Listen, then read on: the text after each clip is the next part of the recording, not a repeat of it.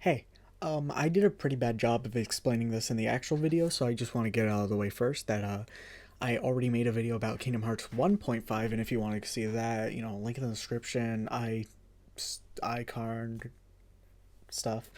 And, I also just want to mention that if you enjoyed the video, please like and subscribe, or comment, or whatever, share with your friends, I don't know. I went through many panic attacks before Christmas about what I'm going to do with my future, so doing any of those will make me feel safer. Oh god, I need therapy.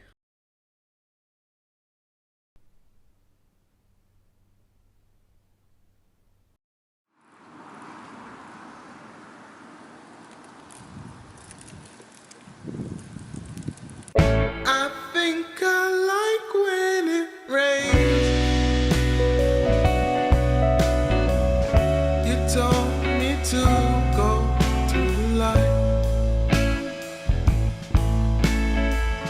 And what it's like to feel your pain. Now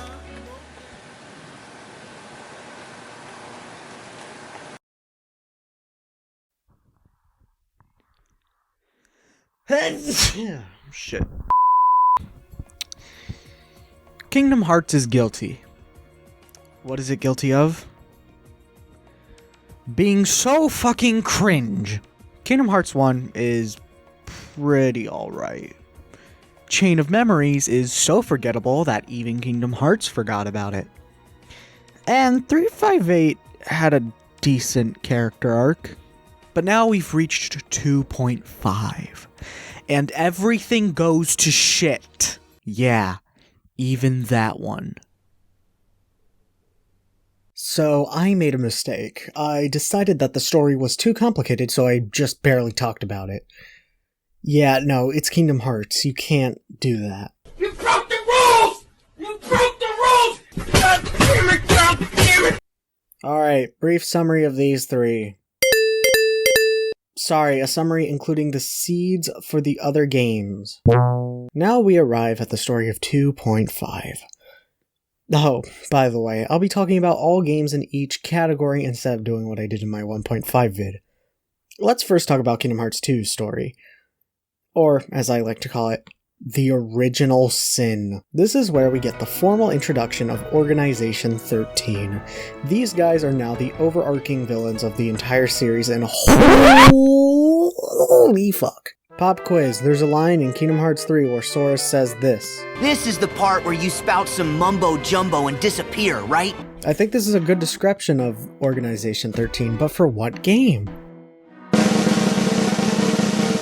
The answer is all of them. Okay, so they're made up of nobodies who are what's left of people's bodies when their heart is stolen to become a heartless. Okay, so what happened to this guy? Where did his body go for him to turn into a nobody? Why does the organization get special treatment of looking like people? Okay, for this next bit, I'm supposed to play a video clip of Axel saying, so he's going to turn me into a dusk, because, like, Xemnas can turn people into dusk, well, just nobodies, but I'm gonna be completely honest with you, I looked everywhere and could not find it, but I know it exists, which is why I'm showing you the screenshot of somebody else asking questions about it, but, sorry, just keep that in mind, yeah. So they were originally like this, but Xemnas' magic could turn them? Okay, what's Xemnas' excuse?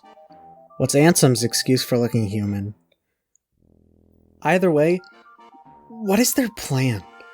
Why do they want to awaken Kingdom Hearts? We later learn it's to put light and dark in equilibrium, but that's Xehanort's ultimate plan. So what are the other organization members told by Xemnas? And even then, why does Xehanort want to put the light and dark in equilibrium? What does this accomplish? It is explained, but not in a good way. I don't mind complicated stories. I do mind when complicated stories are told in a very poor way. If I had to read the fucking item description or read the wiki to understand my motivation or why anything happens, I'm gonna say you're a bad storyteller. Oh yeah, and that was only Kingdom Hearts 2. On to Birth by Sleep, which is so much worse.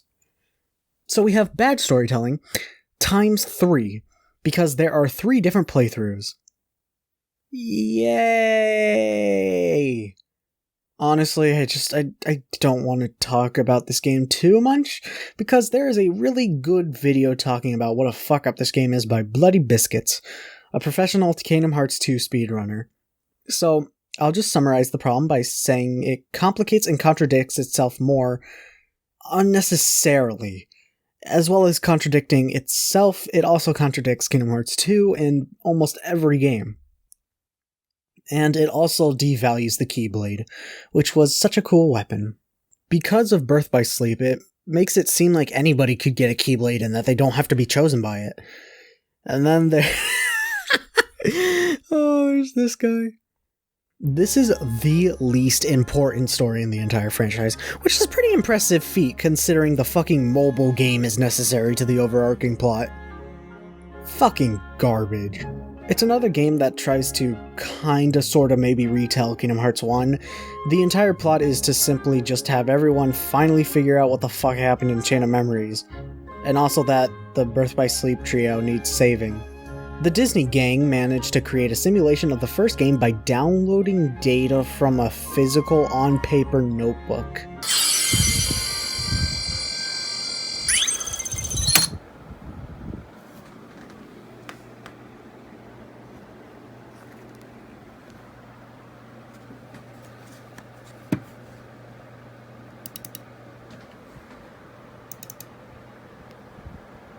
God damn it. Oh, and whatever I talk about Recoded from now on, I want you to keep in mind that Nomura came up with this game while he was drunk. Not even joking. He was drunk and thought that about this game. And at first he thought it would be terrible, but then he made it. I swear he's trolling everyone at this point. Anyway, keep that in mind. Alright, I have to admit something. In this video, I said that Kingdom Hearts 1 combat is the best. I was on fucking crack. Kingdom Hearts 2 has the best combat out of any video game, period. It is so simple, yet so complex, and if you play on critical mode, the game forces you to change up your strategies and this really just makes you learn about all the ins and outs of this game. And once you combine your movesets together, holy shit, it's so fun. Taking apart this game's combat would literally take half an hour, so I'm just gonna say that it feels great, and is great, and look up some Data.org fights, speedruns, cause they're just insane. Watch that top right health bar.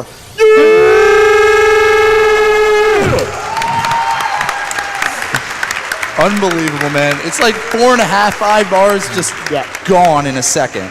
As for you, you had something so fucking great, yet you take one of the worst combat systems and make it the fucking standard. Birth by Sleep switched to the command system, which can break the game by making you absolutely awful or fucking immortal. It's a good idea, but it was executed awfully. Base attacking is just slow and awful, and they don't have any modifiers like in Kingdom Hearts 2. The only reason you should use it is an early game to build up your focus gauge, which leads to shot locks, which are absolutely busted because they do a shit ton of damage and grant you temporary invincibility. As for the commands themselves, because they don't take away from a gauge and instead go on cooldown, this means that they do not have a cost, especially if you have magic or attack haste, which can make you have up to 5. It's no risk, infinite reward. Dealing with a large crowd of enemies, spam Magnet and Thunder and they'll all be dead in seconds. Dealing with a big boss, spam Mind Square and their dumb AI will just walk into it. Dealing with enemies that teleport, Ignite recharges quicker than the speed of light. Worried about taking too much damage? Give yourself 3 to 4 cures and you simply just will not die. Not only does this game take away challenge, but it takes away fun. It's not fun to spam square and triangle for an entire game. And then there's the floaty problem, which I'm simply just going to reference you to another Bloody Biscuits video about floaty combat. A simple jump attack is much slower, and the end lag on the move prevents you from being able to do any other action once you touch the ground. In a word, the air combos in Osaka games are floaty. Honestly, I wouldn't be mad at this combat system nearly as much if it weren't for two things. One, Kingdom Hearts 2 not only had an infinite amount of solutions to enemies and bosses, but they were all fun to use. If you use anything but the command deck in Birth by Sleep, you'll most likely be obliterated. The command deck is basically the only viable option for mid and late game bosses. 2. It became the series standard. Aside from 3, which is actually just a mix of 1 and Birth by Sleep. Recoded's combat is just a slightly more difficult version of Birth by Sleep's. So, yeah. It sucks. It sucks so much. It especially sucks when you get to difficult parts of the game. Stop me if you've heard this one. Kingdom Hearts 2 did something great gameplay-wise, and Birth by Sleep did it awfully, and Recoded just does it meh. Kingdom Hearts 2's difficulty is so good. Beginner is truly just for beginners. You just mash X to win. Standard might force you to use Cure or Thunder. Proud requires you to actually dodge or guard. But Critical, oh my god, Critical is so amazing. It's only really hard in the beginning before you start unlocking more combat options and abilities, but other than that, as long as you actually pay attention to enemies and dodge on time, and sometimes you need to guard on time, you're perfectly fine.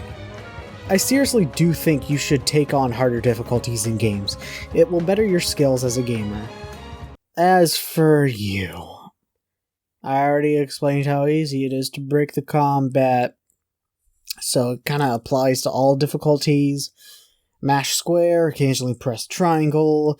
What riveting gameplay. What's the difference between these two? Recoded. It let you change difficulty mid-playthrough.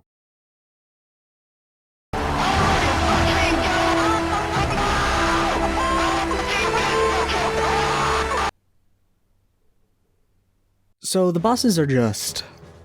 why? A lot of people have this misconception that Kingdom Hearts 2 has great bosses. No problem there, right? No. Most bosses in this game are just alright. I think people like the overall bosses of this game because the good bosses are really good. Even then, there are more meh bosses than good bosses. Obviously, I like fighting the Lingering Will, and most of the data fights. Sephiroth is also fun, but you can only fight him once per playthrough unless you save on a separate slot. Then there's Birth by Sleep. Bosses are all laughably easy or unfairly hard. Vanitas teleports around all the time. Why bother playing the game when you can only win a fight by pressing one button? The late game bosses are completely ignoring every attack but surges, mind squares, and ignites. And any boss that I haven't mentioned by far in this game has just been one big walking target. Oh, and then there's you. If you look at this fuck and the Lingering Will on the surface level, they are similar. They both require a lot of dodging and punishing an opening that you've waited for, but the similarities end there. Lingering Will requires actual skill. If you just mash dodge, you will be punished. You can also dodge all of his moves, but this fucker, you just gotta mash square, wait for him to do one move, and then press Thunder Surge. And if you get lows, use one of your cures. Pray he doesn't do a bullshit move like taking away your commands or insta-damaging you. And I swear, the developers just forgot that Terra existed for this fight. He can't even dodge unless you consider this a dodge. And he's just so... slow. Oh, did I mention that this boss is a younger version of Xehanort who's here through time travel because his oldest self told him about the secrets of time travel, which was explained in Dream Drop Recoded Bosses. I don't even remember, bro.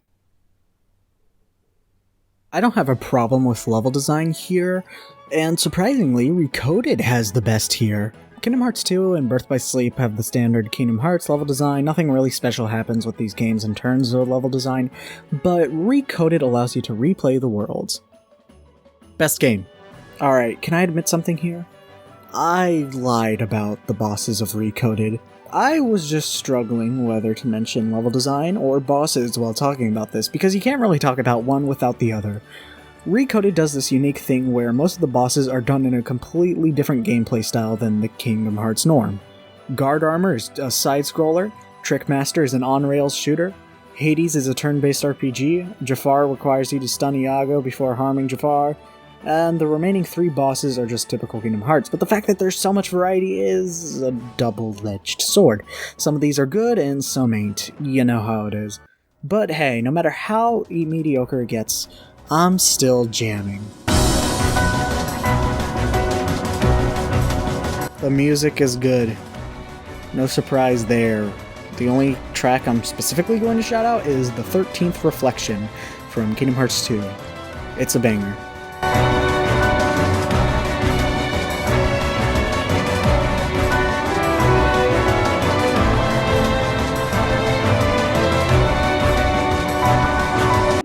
Track I don't like, however, is the one playing during the minigames. Speaking of things I don't like, the minigames. Squeenix games, or at least the early ones, like to shove minigames down your throat for some reason, and the minigames in Kingdom Hearts aren't very different or good. Thankfully, most of the mandatory minigames in Kingdom Hearts 2 are just near the beginning, and the ones after are all combat-based. It's almost as if the devs knew they had an amazing combat system. Birth by Sleep's minigames are slow and annoying and mandatory, and having annoying music, and being in a bullshit area. Recoded has minigames. I say that with quotation marks due to the fact that they're weaved in naturally to the story, which, credit where it's due, good job, but they all suck. They're worse versions of the early Kingdom Hearts 2 minigames, really. Oh, but I do like the arena challenges in Kingdom Hearts 2 when you have to fight the Final Fantasy characters. I really hope people who play this game and not Final Fantasy VII know that this is not Cloud at all. This especially becomes a bigger problem in Kingdom Hearts 2, and I'm honestly convinced that Nomura didn't even play the Final Fantasy games. Oh. I guess I did say that I'd rant about them in my 1.5 vid, huh?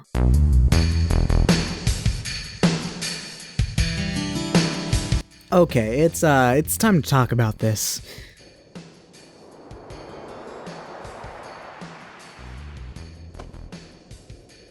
Where's Maleficent?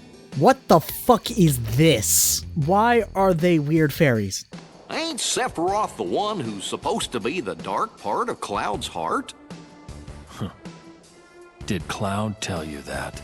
What?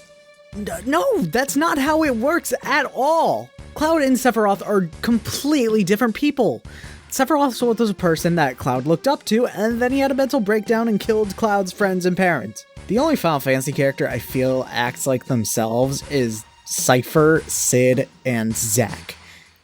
And Zack is like the only character in Birth by Sleep, so at least they chose a good Final Fantasy character. Recoded has the same Final Fantasy cast as Kingdom Hearts 1, so nothing new there. I just like to believe that this minigame of fighting multiple VVs is a nod to his character arc in Final Fantasy IX, but I doubt that's the case considering he didn't even work on Final Fantasy IX. And I also doubt that he even just bothered to play the fucking game. So here we are. The beginning to the beginning of the end. I don't know when it will happen, but I will be working on a vid for 2.8 and 3, and probably close together, but you're gonna have to wait for that. For now, let me just give you the score for what I think 2.5 offers. Kingdom Hearts 2 is a solid 6 out of 10.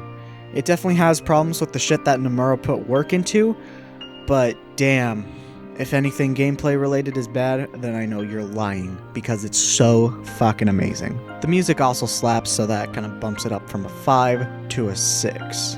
Birth by Sleep right now is a 3. I'm aware that I am often very harsh on this game, and I always switch between a 3 and a 4, and who knows, maybe one day it'll go down to 2. But one thing is for certain, and that is it will never go to a 5. As for Recoded, the cutscene theater in 2.5 gets a 1. It's just so useless. In Kingdom Hearts 3, every game had something important to contribute to the story, except for Recoded. Even the fucking mobile game! Kingdom Hearts 3 made a single cutscene to just acknowledge that Recoded does in fact exist, and that's about it. The actual DS game, in terms of gameplay, is pretty alright. I'd say it's, like a 4 or 5. I'm gonna say 5 because you can change difficulty mid-game. So you average the score and round it, and oh boy, you have a 4 out of 10. I have no funny bit to really end this video. So, you know, I'll see you another time. This fucking dog shit game.